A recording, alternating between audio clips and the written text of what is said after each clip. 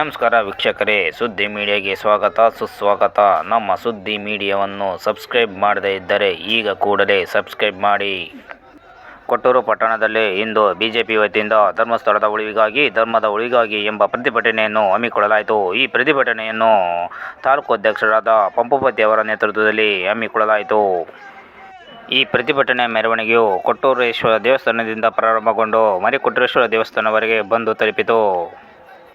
ಈ ಸಂದರ್ಭದಲ್ಲಿ ಬಿಜೆಪಿಯ ಜಿಲ್ಲಾ ಘಟಕದ ಅಧ್ಯಕ್ಷರಾದ ಸಂಜೀವ್ ರೆಡ್ಡಿ, ಆಗರಿಬೊಮ್ಮನಹಳ್ಳಿ ಮಂಡಲದ ಅಧ್ಯಕ್ಷರಾದ ಪ್ರಕಾಶ್ ಬೆಣಕಲ್ ಸೇರಿದಂತೆ ಇತರರು ಮತ್ತು ಕಾರ್ಯಕರ್ತರು ಉಪಸ್ಥಿತರಿದ್ದರು. ನಮಗೆ ನಮ್ಮ ತಂದೆ ತಾಯಿಗಳು ಹೇಳ್ತಾ ಇದ್ರು, ನಿಜಾಮರ ಕಾಲದಲ್ಲಿ ಹಿಂದೂಗಳ ಧಾರ್ಮಿಕ ಕೇಂದ್ರಗಳ ಮೇಲೆ, ಹಿಂದೂಗಳ ಧಾರ್ಮಿಕ ಭಾವನೆಗಳ ಮೇಲೆ ದೌರ್ಜನ್ಯ ದಬ್ಬಾಳಿಕೆ ನಡೀತಾ ಇತ್ತು ಅಂತ. ಆದ್ರೆ ಕಳೆದ 2 ವರ್ಷಗಳ ಕಾಂಗ್ರೆಸ್ ಪಕ್ಷದ ಆಡಳಿತವನ್ನು ನೋಡಿದಾಗ ಯಾವ ನಿಜಾಮರಿಗೂ ಕಡಿಮೆಯಾಗದ ರೀತಿಯಲ್ಲಿ ಈ ರಾಜ್ಯದಲ್ಲಿ ಹಿಂದೂಗಳ ಧಾರ್ಮಿಕ ಸ್ಥಳಗಳ ಮೇಲೆ, ಧಾರ್ಮಿಕ ಭಾವನೆಗಳ ಮೇಲೆ ದಬ್ಬಾಳಿಕೆಯನ್ನ ಮಾಡ್ತಾ ಇದೆ ಕಾಂಗ್ರೆಸ್ ಸರ್ಕಾರ.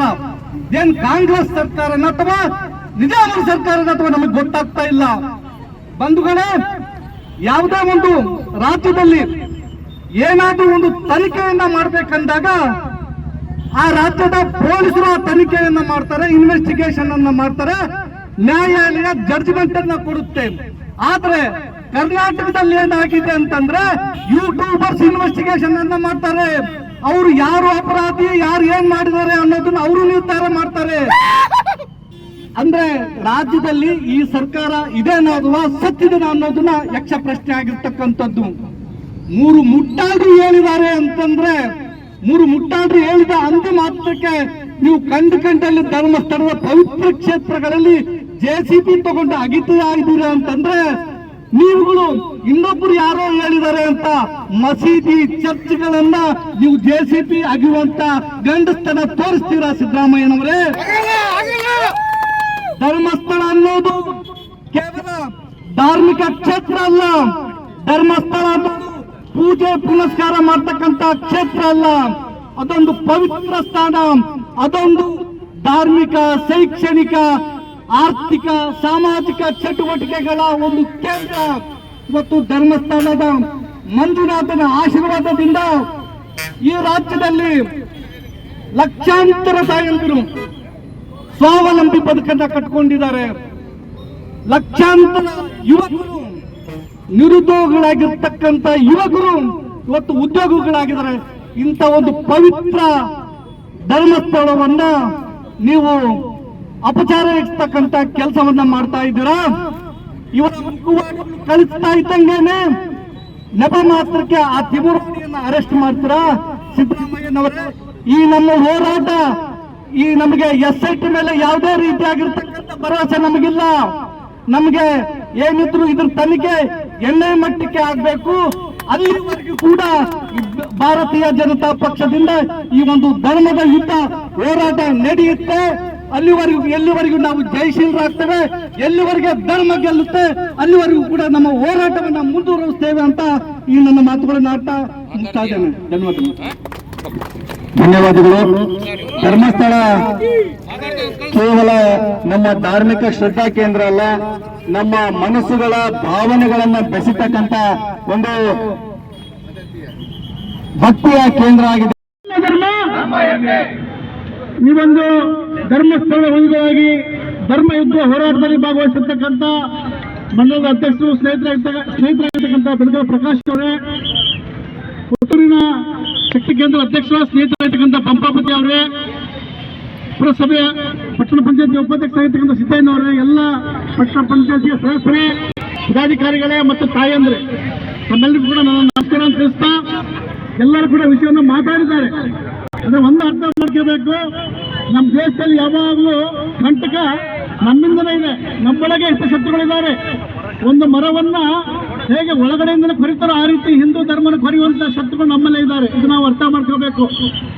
ಧರ್ಮಸ್ಥಳ ಇದು ಮೊದಲೇದಲ್ಲ ಮತ್ತು ಕೊನೆಯದು ಅಲ್ಲ, ನಾವು ಅರ್ಥ ಮಾಡ್ಕೋಬೇಕು. ಹಿಂದೆ ಶ್ರೀ ಸಿಂಗಾಪುರ ದೇವಸ್ಥಾನದಲ್ಲಿ ಇದೇ ರೀತಿಯ ಆರೋಪಣೆ ಮಾಡಿದ್ರು. ಅದೇ ರೀತಿಯಲ್ಲಿ ಏನು ಶಬರಿಮಲೆ ಸ್ವಾಮಿಯಪ್ಪನ ದೇವಸ್ಥಾನದ ಮೇಲೆ ಮಹಿಳೆಯರು ಯಾಕೆ ಹೋಗಬಾರ್ದು ಅಂತ ಕೇಳಿದ್ರು. ನಮ್ಮ ಧರ್ಮ, ನಮ್ಮ ಸತ್ಯ, ನಮ್ಮ ನಂಬಿಕೆ ನಮಗೆ ಗೊತ್ತಿದೆ.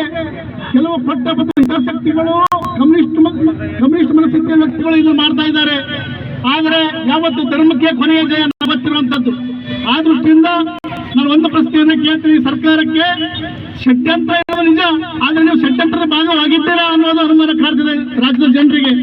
ಯಾಕೆ ಅಂದ್ರೆ ಯಾವೊಬ್ಬ ಅನಾಮಿಕ, ಹೆಸರು ಗೊತ್ತಿಲ್ಲ, ಹಿಂದೆ ಗೊತ್ತಿಲ್ಲ, ಮುಂದೆ ಗೊತ್ತಿಲ್ಲ, ಬಂದು ಏನೊಂದು ನಂಬಿ SIT ತನಿಖೆ ರಚನೆ ಮಾಡ್ತೀರಿ, 16-17 ಗುಂಡಿ ತೆಗೀತೀರಿ, 20-40 ಅಡ್ಡಿರ್ತೀರಿ, ಒಂದು ಮೂಳೆ ಸಿಕ್ಕಿಲ್ಲ, ಒಂದು ಇದೇ ಹೇಳ್ತೀರಿ. ಯಾವುದೇ ಒಂದು ಗುಂಡೆಯಲ್ಲಿ ನಾಯಿ ಮೂಳೆ ಸಿಕ್ಕಿದ ಪರಿಸ್ಥಿತಿ ಏನಾಗ್ತಿದ್ದು, ಯಾರ ಮೇಲೆ ಸಿಕ್ಕಿದ್ರು ಅವರು ಇಡೀ ಧರ್ಮಸ್ಥಳದ ಮೇಲೆ ತಿಳಿಸ್ತಾ ಇದ್ರು. ಇದನ್ನ ನಾವು ಅರ್ಥ ಮಾಡ್ಕೋಬೇಕಾಗಿದೆ. ಇವತ್ತು ನಮ್ಮ ಕಾರ್ಯಕರ್ತರು ಯಾರಾದ್ರೂ ಧರ್ಮದ ಪರವಾಗಿ ವಿರುದ್ಧವಾಗಿ ಒಂದು ಪೋಸ್ಟ್ ಹಾಕಿದ್ರೆ ತಕ್ಷಣಕ್ಕೆ ಅರೆಸ್ಟ್ ಮಾಡ್ತಾರೆ, ತಕ್ಷಣಕ್ಕೆ FIR ಆಗ್ತಾರೆ. ಇವತ್ತು ಯೂಟ್ಯೂಬ್ ಅಲ್ಲಿ ನಿರಂತರವಾಗಿ ಅದ್ರ ಧರ್ಮಸ್ಥಳ ವಿರುದ್ಧವಾಗಿ ಇವತ್ತು ಷಡ್ಯಂತ್ರ ಮಾಡ್ತಾ ಇದ್ದಾರೆ. ಇವತ್ತು ನ್ಯೂಸ್ ಗಳನ್ನು ಹಾಕ್ತಾ ಇದ್ದಾರೆ. ಎಷ್ಟು ಜನ ಅರೆಸ್ಟ್ ಮಾಡಿದ್ರಿ ಮೊನ್ನೆ ಸಿದ್ದರಾಮಯ್ಯ ಅವರು? ಎಷ್ಟು ಜನ ಅರೆಸ್ಟ್ ಮಾಡಿದ್ರಿ ಗೃಹ ಮಂತ್ರಿಗಳೇ? ಒಬ್ಬರಿಗೆ ಕೂಡ FIR ಮಾಡಿಲ್ಲ ನೀವು. ಆಗಿರ್ತಕ್ಕಂಥ ಒಂದು FIRಗೆ ನಿರೀಕ್ಷಣೆ ಜಾಮೀನು ಕೊಟ್ಟಿದ್ದಾರೆ. ನಾವು ಹಿಂದೂಗಳ ಅರ್ಥ ಮಾಡ್ಕೋಬೇಕು. ನಮ್ದು ಯಾವುದು ಜೈನ, ಬೌದ್ಧ, ಹಿಂದೂ ಎಲ್ಲ ಒಂದೇ ಗಿಡದ ಬೇರೆ ಬೇರೆ ರಂಬೆಗಳು, ಗೊಂಬೆಗಳು ಅಷ್ಟೇ ಹೊರತು ಬೇರೆ ಯಾವುದಲ್ಲ. ನಾವು ಅರ್ಥ ಮಾಡ್ಕೋಬೇಕು. ಧರ್ಮಕ್ಕೆ ಸುದ್ದಿ ಬಂದಾಗ ನಾವೆಲ್ಲ ಒಂದಾಗಬೇಕು. ನಾವೆಲ್ಲ ಜಾತಿ ಇನ್ನೊಂದಾದಾಗ ಮಾತ್ರ ನಮ್ಗೆ ಉಳಿಯಲಿಕ್ಕೆ ಸಾಧ್ಯ ಇದೆ.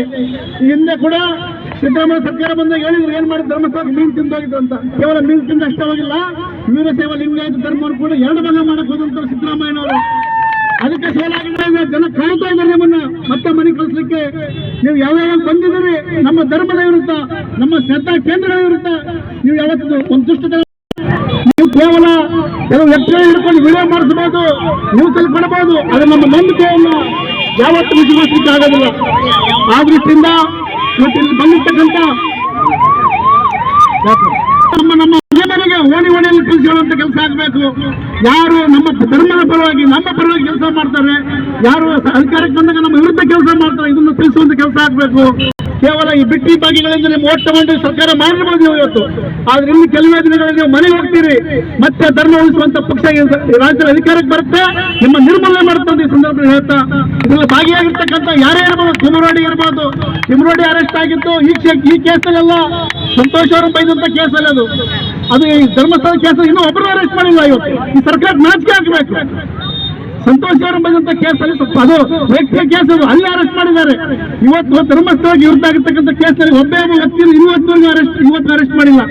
ಅಂದ್ರೆ ಈ ಷಡ್ಯಂತ್ರದ ಭಾಗ ಕೇವಲ ವ್ಯಕ್ತಿಗಳಲ್ಲ, ಈ ಸರ್ಕಾರಗಳು ಇದಲ್ಲ ಅಂತ ಈ ಸಂದರ್ಭದಲ್ಲಿ ಆಪಾದನೆ ಮಾಡಲಿಕ್ಕೆ ಬಯಸ್ತೇನೆ. ಆ ದೃಷ್ಟಿಯಿಂದ ನಾವೆಲ್ಲ ಜಾಗೃತರಾಗಬೇಕಾಗಿದೆ. ಇದೊಂದು ಸಂದರ್ಭ ಬಂದಿದೆ. ಮತ್ತೆ ನಮ್ಗೆ ಏನು ಶ್ರೀಕೃಷ್ಣ ಪರಮಾತ್ಮ ಹೇಳಿದಾಗ ಧರ್ಮಕ್ಕೆ ಜ್ಞಾನಿಯಾದಾಗ ಮತ್ತೆ ನಾನು ಹುಟ್ಟಿ ಬರ್ತೀನಿ ಅಂತ. ಇವತ್ತು ಧರ್ಮಸ್ಥಳ ಮಂಜುನಾಥ ಕಲಿಯುಗದಲ್ಲಿ ಮತ್ತೆ ಕೃಷ್ಣ ಪರಮಾತ್ಮನ ರೂಪದಲ್ಲಿ ನಮಗೆಲ್ಲ ಬಂದಿದ್ದಾರೆ. ನಾವು ಎತ್ತರಾಗಬೇಕಾಗಿದೆ. ಆ ದೃಷ್ಟಿಯಿಂದ ಬಂದಿರ್ತಕ್ಕಂಥ ಎಲ್ಲ ತಾಯಂದ್ರಿಗೂ, ಎಲ್ಲ ಕಾರ್ಯಕರ್ತರಿಗೂ ನಾನು ಒಂದು ವಿನಂತಿ ಮಾಡ್ತೀನಿ. ನಮ್ಮ ನಂತರ ನಮ್ಮ ಮನೆಗೆ ನಂತರ ನಮ್ಮ ಓಣಿಯಲ್ಲಿ ವಾರ್ಡಲ್ಲಿ ಹೇಳುವಂತ ಕೆಲಸ ಆಗ್ಬೇಕಿದ್ದು. ಮನೆಗೆ ಹೋಗಿ ತರಿಸುವಂತ ಕೆಲಸ ಆಗ್ಬೇಕು. ಸೌಜನ್ಯದ ಕೇಸ್ ಹೇಳ್ತಾರೆ. ಸೌಜನ್ಯದ ಕೇಸು 2013ರಲ್ಲಿ ಸುಪ್ರೀಂ ಕೋರ್ಟ್ ಖುಲಾಸೆ ಆಗಿದೆ. ಅದನ್ನು ಸುಮ್ಮನೆ ನೆಪ ಮಾತು ಕೇಳಿದ್ದಾರೆ. ಯಾವುದೇ ಹುಳಿಲ್ಲ ಅದರಲ್ಲಿ. ಅದನ್ನ ಇಟ್ಕೊಳ್ಳೋದು ಬೇರೆ ಒಂದು ಬಣ್ಣ ಹಾಕುವಂತ ಮಸಿ ಬಳಿಯುವಂತ ಕೆಲಸವನ್ನು ಮಾಡ್ತಾ ಇದ್ದಾರೆ. ಆ ದೃಷ್ಟಿಯಿಂದ ನಾವೆಲ್ಲರೂ ಒಂದಾಗಿ ಇವತ್ತು ಧರ್ಮಸ್ಥಳ ಪರವಾಗಿ ಹೋರಾಟವನ್ನು ಮಾಡೋಣ. ಇವತ್ತು ಧರ್ಮಸ್ಥಳ ಮಂಜುನಾಥ ಅಣ್ಣಪ್ಪ ಸ್ವಾಮಿ ಕಂಡುಬಿಟ್ಟಿದ್ದಾರೆ. ಒಂದೊಂದು ಷಡ್ಯಂತ್ರ ಹೊರಗೆ ಬರ್ತಾ ಇದೆ.